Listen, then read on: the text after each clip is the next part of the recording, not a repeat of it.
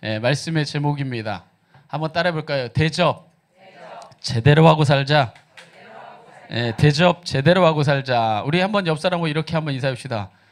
대접 제대로 하고 삽시다. 이렇게 한번 시작. 대접 제대로 하고 삽시다. 대접 제대로 하고 삽시다. 자, 오늘 우리가 봉독한 마태복음 7장 12절은 교회 안에서, 기독교 안에서 이렇게 별명이 붙여져 있습니다. 뭐라고 붙여져 있냐? 기독교의 황금률, The Golden Rule이라고 이 네이밍이 붙어 있습니다. 여러분 보세요. 기독교의 황금률이라고 이 마태복음 7장 12절에 이름이 붙여졌다고 하는 것은 무엇을 의미합니까? 가장 중요한 기독교의 핵심 진리를 담고 있는 말씀이라는 뜻입니다. 자, 그러면 그 내용이 뭡니까? 우리 함께 큰 목소리로 봉독을 했는데 한 번 더 살펴보면 기독교의 황금률이라고 일컬어지는 오늘 본문 말씀은 이겁니다. 그러므로 무엇이든지 남에게 대접을 받고자 하는 대로 너희도 남을 대접하라. 이것이 율법이요 선지자니라 이렇게 말합니다. 자, 다시 한번 말씀드리면 이게 뭐라고요? 그죠? 황금률, 또 골든 룰이라고 나와 있어요. 그러니까 가장 기독교 진리의 핵심 가치를 담고 있는 그 한 구절을 꼽으라면 이것을 꼽는다는 얘기입니다. 자, 핵심이 뭐냐면 남을 잘 대접하라는 거예요. 그런데 사실 이 남을 잘 대접하라는 이 말씀을 기독교 진리 전체의 핵심을 관통하는 하나의 메시지로 이해하기에는 납득하기 어려운 부분이 있습니다. 왜냐하면 이게 뭐라고 얘기했냐면 아까부터 계속 강조했죠. 기독교의 황금률이라고. 그럼 기독교의 진리의 핵심 가치를 가장 명확하게 나타내는 구절이어야 되는데 남을 잘 대접하라라고 하는 이 이런 어떤 가치는요. 다른 종교나 아니면 다른 문화권에서도 얼마든지 나타나요. 그죠? 안 그런가요? 우리 유교 문화에서 살 때 누군가 우리 집에 손님 오면 대접 안 했어요? 쫓아냈으면 여러분 안 돼요. 그 최부자 댁인가요? 그 12대에 걸쳐서 부자였다고 일컬어지는 그 경주의 그 큰 부자는 거기 6가지 그 집안이 지켜야 될 원칙에 자신의 집에 온 사람들을 절대로 홀대하지 말라고 돼 있잖아요. 그죠? 유교적 가치를 지키고 있는 그 사람들에게도 남을 잘 대접하는 건 가장 중요한 가치 중에 하나였고, 특별히 유목 생활들을 하는 민족들이 있죠. 저 몽골이라든지 이런 유목 생활을 하는 사람들은요, 누구든지 손님이 오면요 최선을 다해 대접합니다. 왜냐하면 그 사람에게 오늘 내가 대접하지 않으면 그 사람의 생명이 위협할 수도 있어요. 뭔가 더 먹을 것이나 마실 것을 찾지 못할 수도 있기 때문에 누군가 굶주린 나그네가 오게 되면요, 이 유목민들의 문화에서는요 최선을 다해 자기가 가진 모든 것을 대접해요. 그리고 다른 종교를 봅시다. 불교에서도 예를 들면 우리가 스님이 오면 뭐 합니까? 시주하죠. 이것이 물론 그 공덕을 쌓는 것이고 또 우리 그 스님이 또 그 불도를 닦는 데 있어 돕는 것이기도 하지만 기본적으로 마음 자세는 뭐냐? 대접하는 마음이에요. 그죠? 자, 그렇게 제가 몇 가지 설명을 드리고 난 다음에 자, 무엇이든지 남에게 대접을 받고자 하는 대로 너희도 남을 대접해라. 이 말씀이 기독교 진리의 핵심 가치다. 이렇게 문자적으로만 보면 좀 부족하지 않아요? 전 이걸 보면서 많이 부족했어요. 아니, 이걸로만 따지자면요, 훨씬 더 남을 더 대접하는 문화가 많은 곳도 있고 더 그것에 대해 깊이 가르치고 있는 종교도 있습니다. 심지어 게다가 조건 없이 원수까지도 대접하고 살아라 이렇게 말한 것도 아니고 뭐 하고자 한다면, 대접받고자 한다면 너 대접받고자 하는 마음에 염두에 두고 대접하라는 얘기잖아요. 그러니까 이거는 심지어 원수까지도 사랑하고 대접하라는 말이 아니라 대접받을 거 생각하고 대접하라는 얘기예요. 자, 그러니까 이것은 어쩌면 세상의 논리와 별다를 바 없는 이야기처럼 보입니다. 심지어는 예수님이 이제까지 가르쳤던 말씀에 오히려 반하는 말씀이에요. 예를 들어 볼까요? 예수님이 잔치자리에 이 초청을 받았을 때 비유적으로 이렇게 말합니다. 예수님이 뭐라고 그 잔치자리에 초청을 받은 자를 두고 말하냐면요, 또 자기를 청한 자에게 이르시되, 예수님을 청했어요. 내가 점심이나 저녁이나 베풀거든 벗이나 형제나 친척이나 부한 이웃을 뭐하지 말아라? 청하지 말라. 두렵건대 그 사람들이 너를 도로 청하여 내게 뭐가 될까 봐? 너한테 갚아줄까 봐 부유하거나 내 형제나 친척 충분히 갚을 만한 사람을 너희가 청하지 말아라. 왜? 그들이 너를 도로 청하여 내게 대접해 줄까 봐. 자, 잔치를 베풀거든 차라리 뭐 해라? 가난한 자들과 몸 불편한 자들과 저는 자들과 맹인들을 청하라. 그리하면 그들이 갚을 것이 없으므로 내게 뭐가 될 거다? 복이 된다는 거예요. 그러니까 여기서 예수님이 말하는 건 뭐냐? 갚을 만한 사람을 초청하지 말고 너가 할 수 있거든 갚을 수 없는 사람을 초청해라. 그것이 너한테 진짜 복이 된다. 그러니까 남에게 대접을 하려거든 아예 뭐 받지 못할 사람한테 대접받지 못할 사람을 대접해라. 그것이야말로 진짜 복이다. 그러면서 예수님이 이것이 왜 복이냐라고 얘기하냐면요, 이는 의인들이 부활 시에 내가 뭘 받게 된다? 부활 시에 받을 하늘의 상급이기 때문에 다 받으려고 하지 말아라. 오히려 값없이 베풀고 조건 없이 베풀고 남에게 꼭 대접을 받고자 하여 베풀지 말고 너희의 그 사랑으로 끝까지 베풀어라. 오히려 너희가 세상에서 받는 상급으로 끝나지 말고 너희가 그 모든 갚음을 받지 못할 때 부활 때에 하나님으로부터 갚음을 받을 거다. 하늘의 상급으로 받을 거다라고 얘기합니다. 자, 특별히 지금 우리가 나누고 있는 이 모든 말씀은 무슨 맥락에서 배우고 있는 말씀이에요? 산상의 수훈이죠. 자, 산상수훈을 가르치는 중에도 예수님이 뭐라고 이 산상수훈의 맥락에서 말씀하셨냐면요, 마태복음 6장 3절에 구제할 때 오른손이 하는 것을 왼손이 모르게, 오른손이 하는 것을 왼손이 모른다는 것은 말이 안 되죠. 그만큼 너희가 그것을 떠벌리고 꼭 대접받으려 하고 알리려고 하는 마음으로 하지 말고 진정 사랑하고 섬기는 마음으로 해라. 이렇게 예수님이 직접 가르쳐 주셨습니다. 자, 그렇다면 기독교에 지금 제가 뭐라고 계속 얘기했냐면 황금률이래요. 제일 중요한 메시지래요. 가장 중요한 메시지라는데 어떻게 보면 예수님이 이제까지 가르쳤던 메시지와 반대되기도 하고, 또 어떻게 보자면 이거는 여타 종교나 여타 문화권에도 얼마든지 있는 가르침이기도 하고, 그렇다면 이것이 왜 기독교의 황금률이 될 수 있는가? 무언가 지금까지 우리가 단순하게 대접이라는 관점으로만 바라보면 이 문제는 절대 해결이 되지 않습니다. 그리고 이거는요, 그런 눈으로 바라보면 그 해석은 절대적으로 잘못될 수밖에 없어요. 여러분, 제가 한번 얘기해 볼게요. 여기 여러분 얼굴들을 전체적으로 보고 제가 다 웬만하면 아닐까요? 여러분 예수 안 믿어도 웬만큼 잘 대접했던 사람들이에요. 안 그랬어요? 잘 대접하는 본성을 가진 분들이에요. 여기 막 지새끼도 아닌데 막 데려다 먹이고 막 입히고 막 그러잖아요. 그죠? 그게요, 예수 안 믿어도 본성적으로 잘 대접했던 사람들이에요. 그럼 여러분 대접해서 천국 가야죠. 왜 이것을 기독교의 황금률이라고 얘기할 수 있는가? 자, 그러한 우리가 문제의식을 가지고 본문을 다시 살펴보면요, 이제까지 눈에 띄지 않았던 단어가 하나 눈에 띕니다. 그게 뭐냐면 이겁니다. 그러므로예요. 자, 우리가 이제까지 관심하는 모든 메시지는요, 이거예요. 그죠? 무엇이든지 남에게 대접받고자 하는 대로 너희도 남을 대접해라. 이것이 율법이여 선지자라. 이렇게 이야기하는 것에만 우리가 관심했는데 사실 이 모든 가르침을 시작하는 가장 첫머리에 뭐가 붙어있냐면요, 인과 접속사. 무언가 앞에 게 원인이 되고 결과가 되는 붙여지는 접착제가 하나 있다는 거예요. 그러므로라고 이야기하면서 이 가르침을 하고 있어요. 자, 그렇다면 이 가르침은 이거 하나의 독립된 가르침이 아니라 이 앞에 무엇인가 원인이 되는 말씀이 있었다는 얘기죠. 자, 예를 들어 보세요. 자, 누군가 나를 때렸다. 그러므로 내가 아프다. 그죠? 내가 어제 밥을 먹지 않았다. 그러므로 배가 고프다.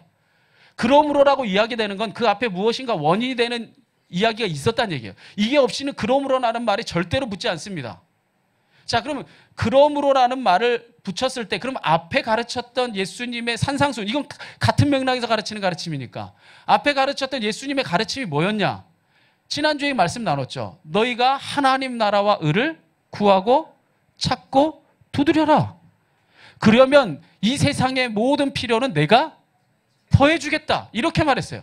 자, 그런데 만약에 문자적으로 본다면 너희가 하나님 나라와 의를 구하고 찾고 두드리는 자가 되라. 너희가 그런 삶을 살면 내가 세상의 필요는 더해주겠다. 그러므로 남에게 대접받고자 하는 대로 대접해라. 만약에 문자적으로 보면 해석이 연결되질 않아요. 자, 그렇다면 여기서 우리가 관심을 두어야 되는 것은 무엇이냐? 여기서 남이라고 하는 것이 꼭 사람만을 염두에 두고 있지 않다는 것을 기억해야 돼요. 무언가 타자의 존재를 염두에 두고 있다는 겁니다. 그래서 이 메시지를 좀 더 우리가 이해하기 쉽게 이해하려면 사실 여기서 예수님이 말하는 남은 가장 먼저 하나님을 염두에 두고 있는 거예요. 자, 여기서 하나님을 염두에 둔 말씀으로 우리가 이해할 때 이것은 앞과 뒤의 맥락이 맞아 들어갑니다. 왜냐하면 잘 보세요. 너희가 하나님의 나라와 하나님의 의를 구하고 찾고 두드리는 자가 되라. 그러면 세상의 필요는 하나님이 다 책임져 주겠다. 그러므로 무엇이든지 누구에게? 하나님에게 대접을 받고자 하는 대로 너도 하나님을 대접해라. 이것이 율법이요 선지자요 성경의 가르침이다. 이러한 이해의 맥락을 가지면 그 다음 말씀이 이해가 됩니다. 그 다음 말씀이 이어져요. 그 다음에 뭐라고 예수님이 가르쳤냐? 자, 하나님 나라와 의를 구하는 삶, 그거 좁은 문이다. 절대로 쉽지 않은 일이란 얘기예요. 그렇지만 어디로 들어가라? 그 좁은 문을 선택해서 들어가라. 멸망으로 인도하는 문은 크고 길이 넓어 그리로 들어가는 자가 많지만 결국에 죽음의 문이요. 생명으로 인도하는 문은 좁고 길이 협착하지만 그것이 찾는 자가 적지만 거기에 뭐가 있다? 생명이 있다. 그래서 하나님 나라와 의를 뭐 해라? 구하라는 거예요. 그러니까 예수님의 산상수훈의 메시지 전체를 관통하는 하나의 메시지를 말하라면 하나님 나라예요. 예수님의 사역의 전체를 관통하는 메시지도 뭐냐면요. 하나님 나라예요. 회개하라. 하나님 나라가 가까이 왔다. 나를 믿고 하나님 나라에 합당한 자가 되라. 이게 예수님의 메시지의 핵심이에요. 그러니까 예수님이 가르치고자 하는 가장 중요한 메시지는 뭐냐? 세상 사람, 땅에 속한 보물에 매여 있는 사람, 땅에 속한 사람이 아니라 하늘에 속한 사람, 하늘의 시민권을 가진 사람, 하나님 나라와 의를 구하는 사람, 세상의 필요는 하나님이 더해줌으로 살아가는 인생이 되라는 겁니다. 그러므로 너희가 하나님에게 이런 대접 받고자 하느냐? 그럼 하나님 그렇게 대접해라. 하나님한테 대접 엄청 많이 받고 싶어 하면서 하나님은 너희가 마치 헌시짝처럼 내버려버리고 필요할 때만 가져다 쓰고 필요 없을 때는 어디다 집어넣어버리고 그런 인생을 살아가면서 너희가 어떻게 그렇게 하나님에게 대접을 다 받고자 하느냐? 좁은 길을 선택하고 좁은 문으로 들어가라. 하나님 나라와 의를 구하는 게 쉬운 인생인 것 같냐? 아니, 어렵고 힘든 길이지만 거기에 생명이 있다라고 예수님이 말씀하고 있는 겁니다. 만약에 이 맥락을 잃어버리면요. 이 세 가지 가르침은 다 따로 놉니다. 그래서 기껏 자기 욕망, 자기 욕심, 자기가 원하는 뜻 구하고 찾고 두드리고 하나님께 구하고 자기가 대접받기 위해서 남을 대접하고 그리고 마치 그렇게 사는 것이 좁은 문이요 생명의 길인 것처럼 착각하고 신앙생활하고 착각하고 교회 다닌다는 겁니다. 지금도 얼마든지 그렇게 믿고 사는 사람 많습니다. 제가 지금 여러분에게 나눈 이 세 가지 메시지 다 설교의 중요한 주제들이죠. 그죠? 구하고 찾고 두드려라. 남에게 대접받고자 하는 대로 대접해라. 그리고 좁은 문으로 들어가라. 이 세 가지는요 설교의 되게 중요한 주제 다 따로 놉니다. 거기 하나님 나라를 잃어버리면 그 메시지의 핵심은 없어져 버리는 거, 알맹이가 없어져 버리는 겁니다. 마치 이건 뭐 같냐? 수박 잘랐는데 빨간 걸 얻고 저 껍데기 먹어본 적 있거든요. 건강에 좋다고. 진짜 맛없대. 갈아줬어요. 그게 무슨 건강에 어디가 좋대요. 아무리 많이 읊어봐요. 빨간 거 없이 초록색만 먹으려니까 죽을 것 같아요. 결국 사모님도 엄청 많이 갈아놨다가 다 버렸어요. 나도 못 먹겠어요. 여보 그러더라고요. 그죠? 여러분, 알맹이가 빠진 수박을 무엇에 써먹겠어요? 그것처럼 하나님 나라가 빠져버린 구하고 찾고 두드리는 모든 사람, 하나님 나라가 빠져버린 대접, 하나님 나라가 빠져버린 생명의 길은 없는 겁니다. 결국 예수님이요 성경의 전체를 요약해서 가르칠 때 쓰시는 말씀이 있어요. 그게 뭐냐면 예수님 당시에 신약이 있었을까요? 없었을까요? 없었죠. 예수님이 신약 시대를 살았으니까.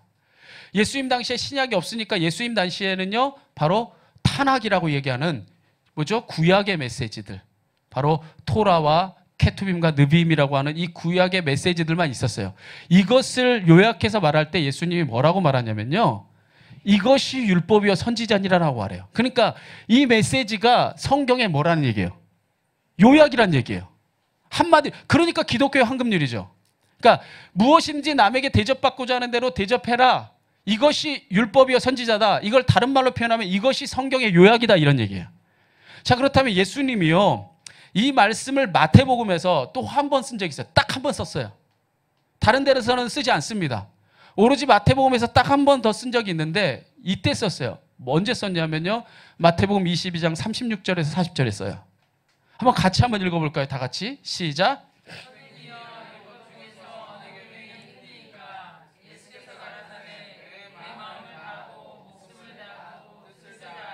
주 너의 하나님을 사랑하라 하셨으니 이것이 크고 첫째 되는 계명이요 둘째는 그와 같으니 내 이웃을 내 몸과 같이 사랑하라 하셨으니 이 두 계명이 온 율법과 선지자의 강령이니라.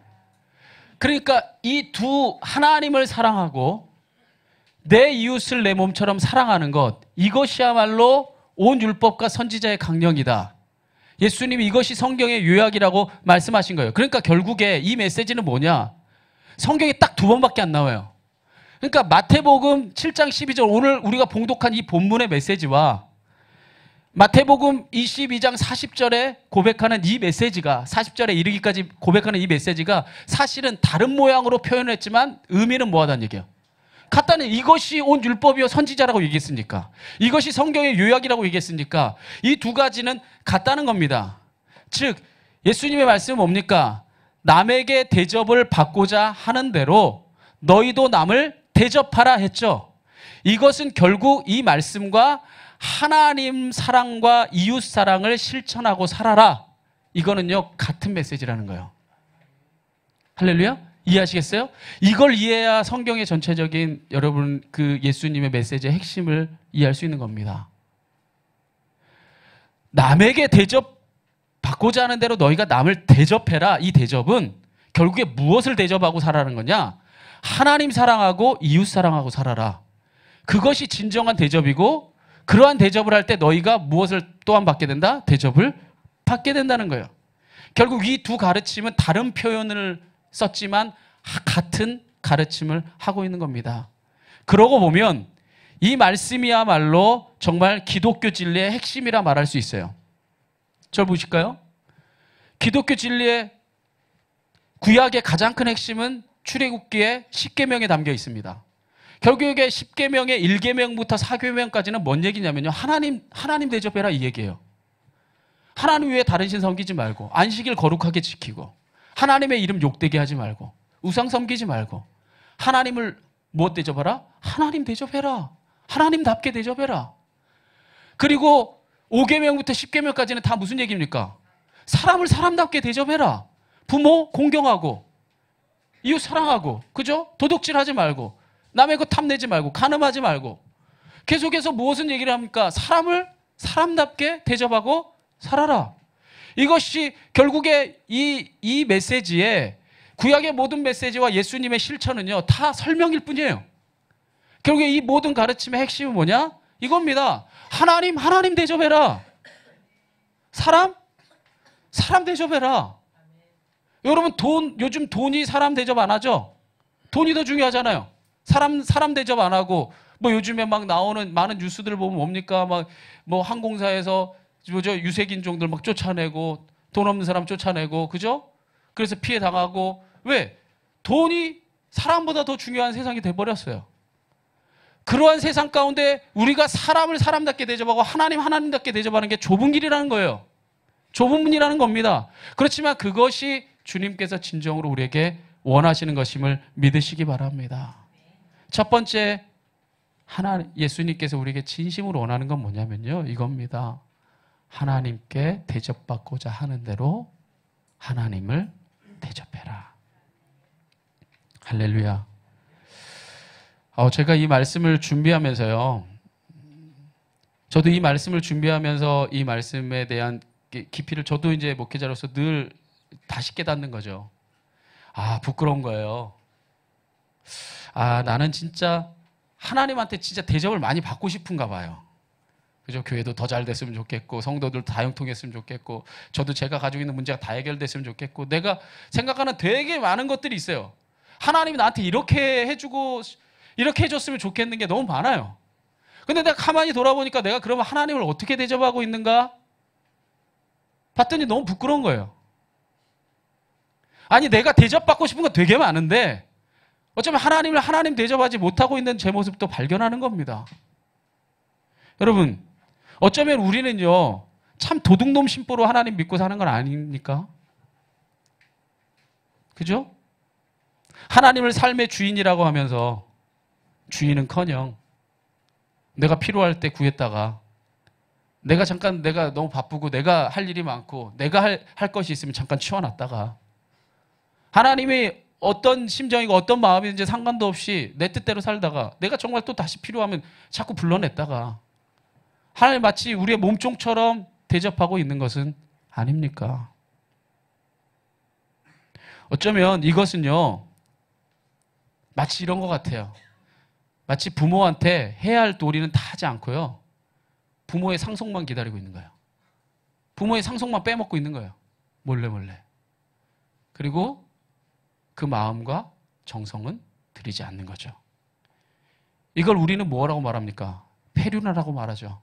그죠? 부모가 가지고 있는 어떤 것만 빼먹으려 하고 부모를 우리가 진심으로 섬기고 사랑하지 않을 때 그런 사람을 두고 우리가 폐륜화라고 합니다. 어쩌면 우리가 그런 모습으로 하나님 믿는다 하고 하나님을 신앙생활을 하고 있는 것 아닌지도 모릅니다. 오늘 이 시간 우리 스스로를 한번 돌아볼 수 있기를 간절히 원합니다. 과연 나는 하나님을 하나님 대접하고 살고 있는가?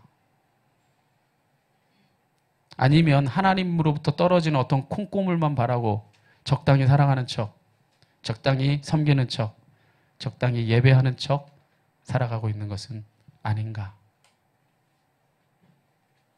우리가 일주일에 168시간을 살아가면서 때로는요 마치 주님 앞에 2시간 예배드리는 게 되게 선심 쓰는 것 같고 4시간 교제하는 게 되게 주님 앞에 뭔가 대단한 걸 하는 것 같고 일주일 164시간은 내 마음대로 살아가면서 우리가 그것이 정말 하나님 앞에 하나님 대접하고 있는 건가? 하나님은 그럼 168시간 중에 2시간 받는 것도 결국 구걸해서 겨우겨우 구걸해서 하나님이 받아야 되는가? 참 우리가 하나님이라면 속상할 거예요. 그죠? 야, 너 나는 대접할 생각은 없이 맨날 빼먹을 생각만 하니? 어쩌면 우리가 하나님을 그러한 마음으로 구하고 있는 것은 아닌지 모릅니다.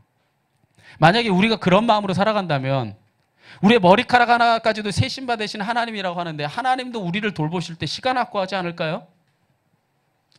우리가 하나님 앞에 무언가를 드린다고 하면서도 그걸 굉장히 아까워한다면 하나님이 모든 것을 허락해 주고자 하면서도 하나님도 마음 한켠에 내가 너한테 주는 게 아깝다라고 생각되지는 않겠습니까? 우리가 하나님은 대접하지도 않으면서 제대로 대접하지도 않으면서 그분으로부터 오는 기도의 응답은 다 받고 싶어하고 그분으로부터 오는 열매는 다 얻고 싶어하는 것은 아닌지 돌아볼 수 있는 성숙한 자녀들이 되기를 간절히 축원합니다. 우리가 하나님을 진정으로 하나님 대접할 때 하나님도 우리를 하나님 자녀답게 대접할 줄 믿습니다.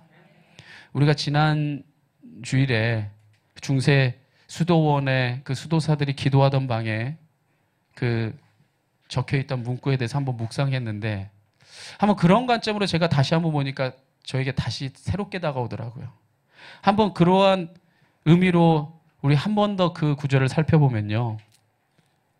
그 기도의 문에 이렇게 새겨져 있었습니다. 내 삶이 가난해도 나를 원망하지 말아라. 너는 나를 주라고 부르면서 나를 주인 삼지 않았고 너는 나를 진리라고 하면서 내게 배우지 않았고 너는 나를 빛이라고 하면서 나를 바라보지 않았고 너는 나를 길이라고 하면서 나를 따라오지 않았고 너는 나를 능력이라 하면서 나를 의지하지 않았고 너는 나를 응답이라고 하면서 기도하지 않았나니. 이 고백을 한마디로 요약하면 이렇게 요약할 수 있을 겁니다. 너는 나를 하나님이라 고백해놓고는 하나님을 하나님 대접하지 않았다는 겁니다. 그러니 어찌 하나님께서 우리 삶에 역사할 수 있겠습니까? 우리 하나님 대접하고 삽시다. 우리 하나님 믿는 사람들이잖아요. 그죠? 하나님을 믿고 살고자 결단하는 주의 백성들이잖아요. 그럼 하나님을 정말 하나님답게 멋지게 대접하는 삶을 살아가 봅시다. 제가 이 묵상을 하면서 성경에 그 인물 중에 누가 그렇게 하나님을 정말 멋지게 하나님 대접했던 인물이 누가 있을까 보니까 지난 한 2달 정도 철야 때 묵상했던 다니엘이 떠오르더라고요. 그러니까 제가 더 부끄럽죠. 다니엘이 떠오르니까 제 이름이 다니엘이니까 너무 비교되는 거예요. 제가 다니엘이 떠오르면서 이 다니엘이 정말 하나님을 하나님 대접하고 산 정말 멋진 모델이라 이런 생각이 들더라고요. 이 다니엘이요, 머나먼 이방 땅에 포로로 끌려갑니다.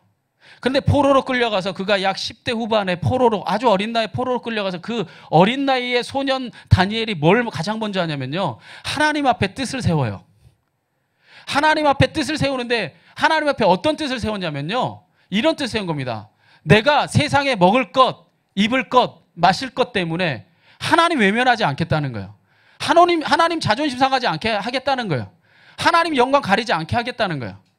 먹을 것, 입을 것, 마실 것 그거 내려놓고 하나님 구하는 인생 살겠다는 거예요. 바벨론의 신에게 드려진 음식으로, 이 산의 진미로 내가 아니라 하나님 영광 돌리며 내가 살아보겠다. 그래서 그 마음이 흔들릴까 봐 하루에 3번 기도하며 살아가기를 결단합니다. 할렐루야. 그 어린 소년이 하나님 입장에서 이쁘겠어요, 안 이쁘겠어요? 이쁘죠. 그런데 다니엘이 멋진 게 뭐냐면요, 소년의 때의 뜻을 정한 다음에 노년에 이를 때까지 한 번도 흔들리지 않습니다. 그래서 여러분이 성경을 보면요, 다니엘은 처음부터 끝까지 인생의 흠이 보이질 않아요. 물론 그가 자잘한 흠들이 있었을 수 있지만 그가 하루에 3번 기도하면서 늘 돌이켰기 때문에 그가 하나님 앞에 처음부터 끝까지 멋지게 쓰임받습니다. 자, 소년 다니엘이 하나님 대접하고 사니까 하나님이 다니엘을 존귀하게 쓰는 거예요. 할렐루야. 그게 가장 극적으로 드러난 현장이 언제냐면요, 사자굴에 던져지는 위협 속에 내놓였을 때입니다. 그때 바로 다니엘이 노년에 이르렀을 때예요. 이 다니엘이 이제 노년에 이르렀는데, 이 다니엘이요, 어떤 사람이냐, 바벨론의 총리였는데 그 나라를 메대 나라가 정복하고 바로 다리오 왕이 그 나라를 정복했는데도 불구하고 적국의 총리를 자신의 나라의 최고 총리 자리에 앉혀버렸어요. 그러니까 이 메대 나라의 다른 신하들은 이걸 시기할까요, 안 할까요?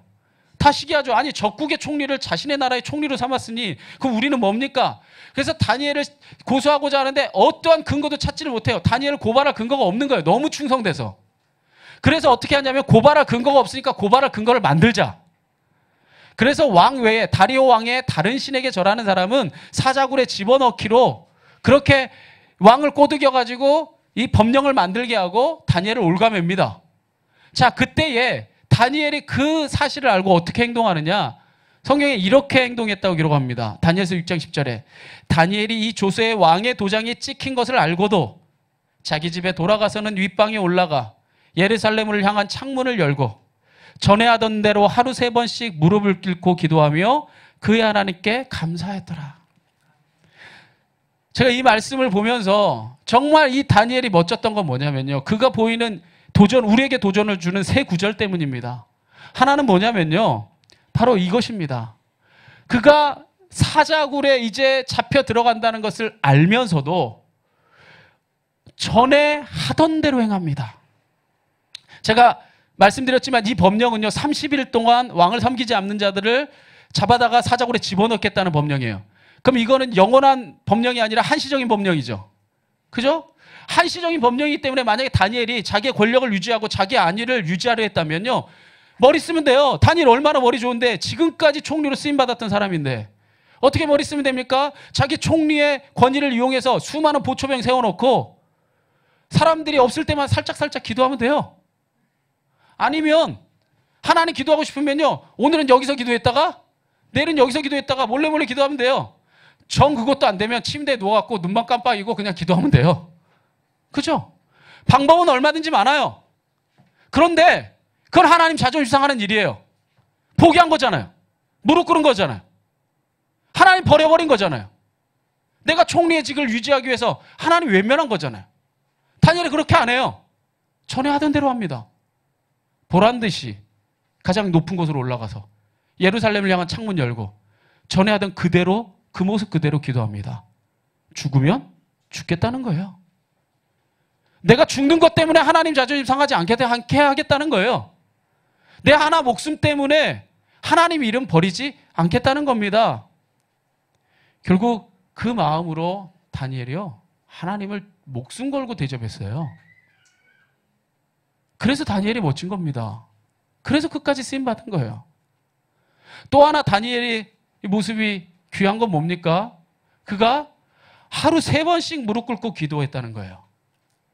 보세요. 왕 외에 다른 신에게 절하거나 기도하는 자는 사자굴에 잡아다 집어넣는데요. 그런데도 그 조서에 어인이 찍힌 것을 알고도 하루에 3번 포기하지 않고 하나님의 예루살렘을 향해 3번이나 기도합니다. 제가 누누이 말하지만 이때 다니엘이 하나님을 향해 무릎 꿇고 기도한 것은요, 시간 내고 정성을 쏟고 열정을 다하는 거 아니에요. 이때 다니엘이 기도한 것은 무엇입니까? 목숨 걸고 기도한 거예요. 할렐루야. 보세요. 다니엘이 하나님을 목숨 걸고 대접합니다. 하나님의 이름을 초라하지 않게 합니다.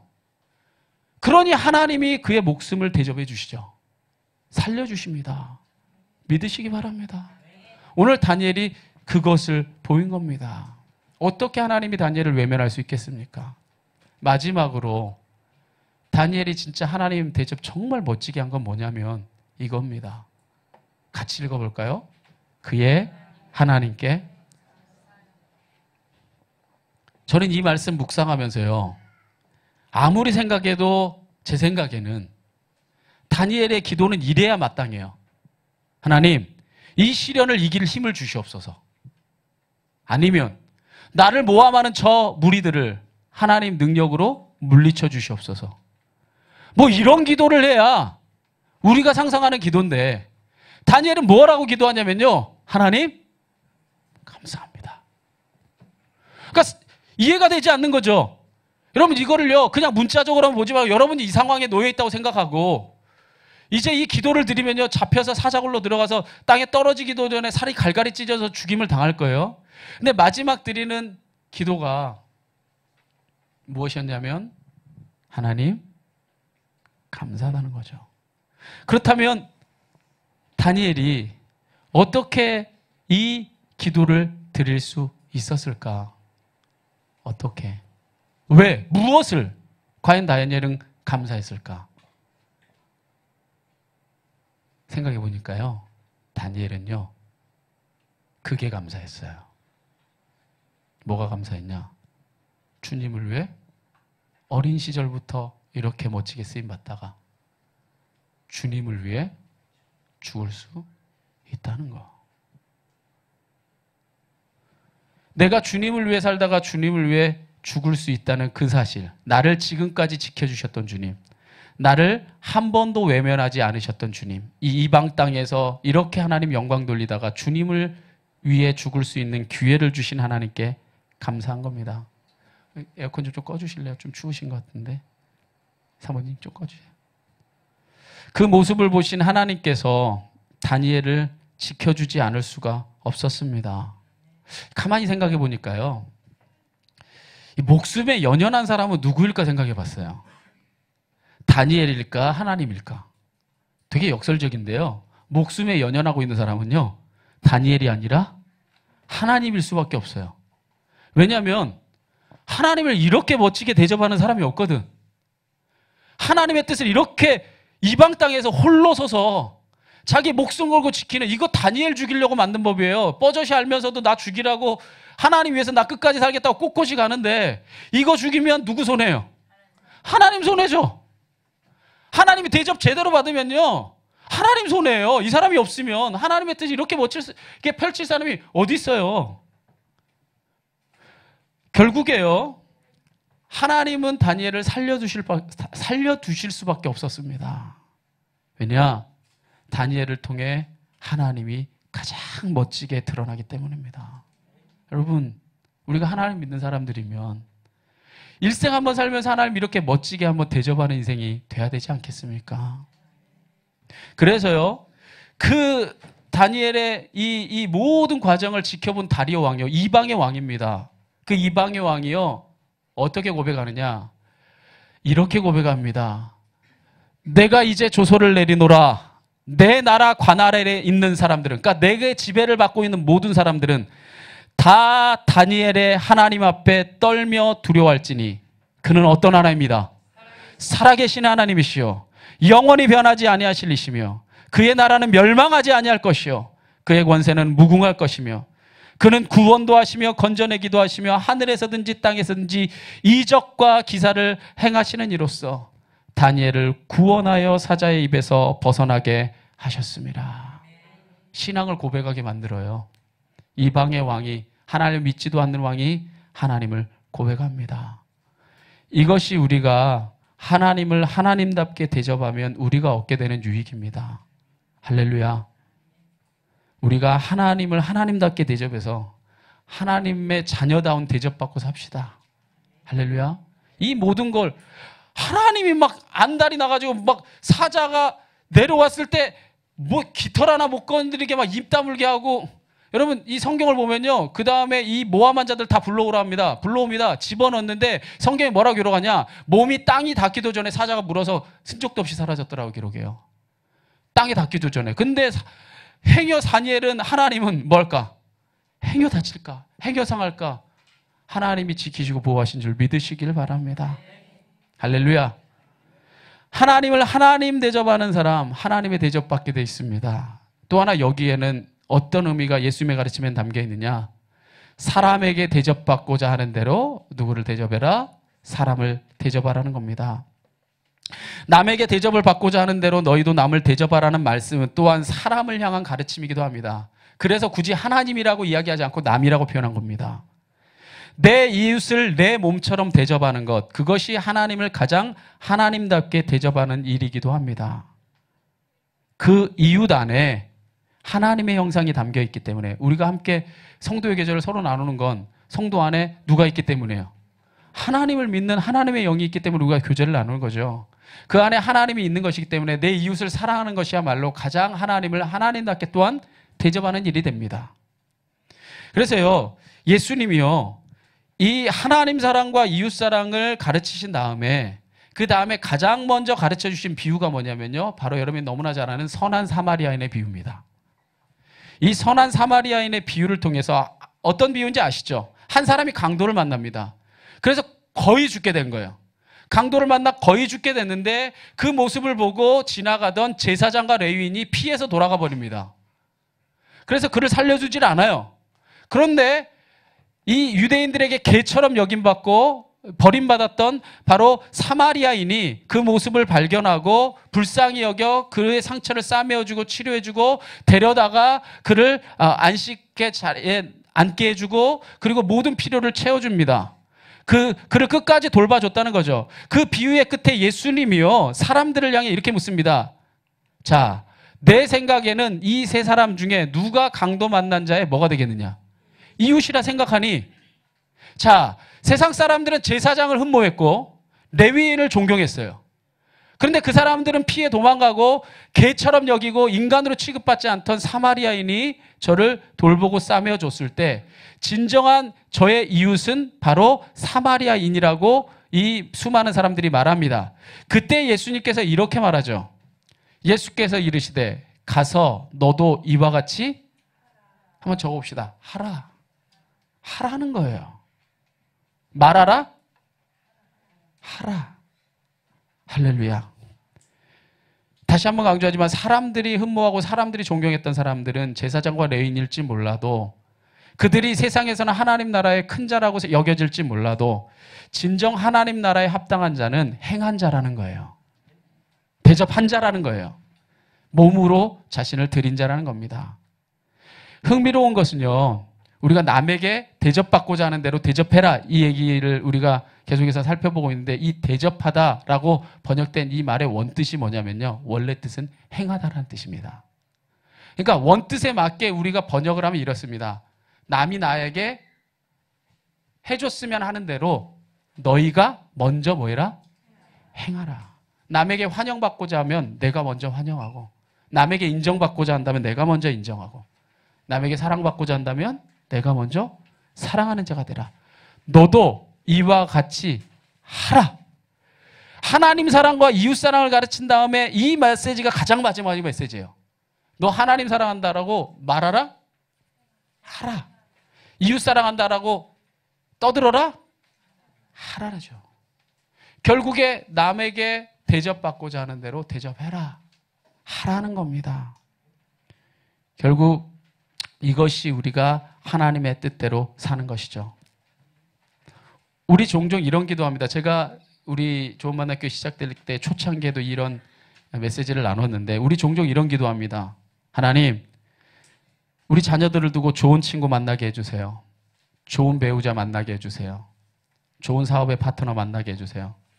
우리가 이런 늘 간구와 기도를 합니다. 그런데 오늘 기독교의 황금률이라는 오늘 이 메시지를 우리가 마음에 새긴 자라면, 우리가 기독교 황금률을 진짜 내 삶의 진리로 이제 여러분이 믿고 고백하는 자라면 이 고백은 바뀌어야 됩니다. 하나님, 우리 자녀 좋은 친구 만나게 해주세요라고 기도하지 말고, 하나님, 내 자녀가 이 세상에 그 누구보다 좋은 친구가 되게 해주세요. 하라. 남에게 대접받고자 하는 대로 네가 먼저 해라.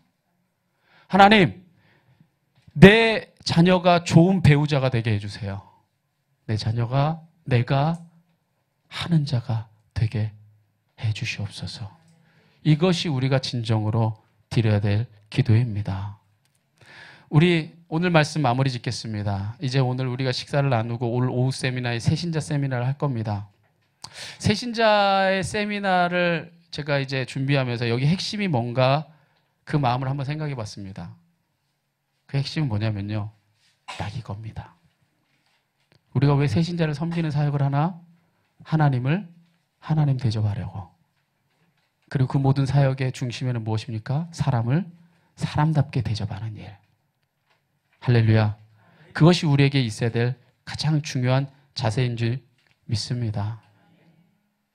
그래서 우리가 어쩌면 지금까지 우리 좋은 만남 교회가 이제 두 도를 향해 가는데, 이제까지는 내가 은혜 받고 내가 회복받고 내가 체험받는 것, 그것이 우리에게 목적이었을 수도 있고 그것에 집중했을 수도 있습니다.